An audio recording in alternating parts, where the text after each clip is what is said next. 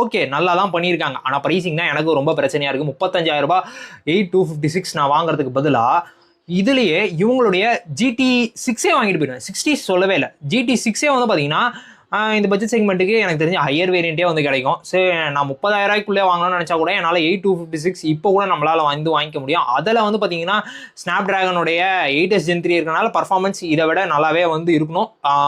And then இதுக்கு ஈக்குவலாவது இருக்கணும் அப்படின்றது தான் பர்ஃபார்மன்ஸ் பொறுத்த வரைக்கும். ஸோ பர்ஃபார்மன்ஸில் இப்போ வரைக்குமே எந்த யூசர்ஸுமே எதுவுமே வந்து குறை சொல்றது இல்லை. நல்லா கேமிங் விளாட்றேன் அந்த மாதிரி. அது மட்டும் இல்லாமல் அதில் எக்ஸ்ட்ராவாக டெலிஃபோட்டோ லென்ஸ் இருக்குது அப்படின்றனால நம்மளால வந்து பார்த்தீங்கன்னா 2x போர்ட்ரேட் ஃபோட்டோஸ்லாம் எடுத்துக்க முடியும். இல்லை அந்த 2xே யூஸ் பண்ணி கூட நம்மளால வந்து பார்த்தீங்கன்னா ஒரு சின்ன சின்ன மேக்ரோஸ்லாம் எடுத்துக்க முடியும் அப்படின்ற அளவுக்காவது நம்மளால எடுக்க முடியும். பிரைமரி பொறுத்த வரைக்கும் சேம் அதே 50 மெகா பிக்சல் அப்படின்ற போது பேட்டரி மட்டும் நம்ம காம்ப்ரமைஸ் பண்ணுற மாதிரி இருக்கும். ஏன்னா இங்கே GT70 ஒரு 7000 mAh பேட்டரி வந்து கொடுத்துருக்காங்க. இங்கே 5500 mAh நிறைய பேர் சொல்றது வந்து எனக்கு என்னன்னா 8 hours ஸ்க்ரீன் ஆன் டைம் வருது அப்படின்ற போது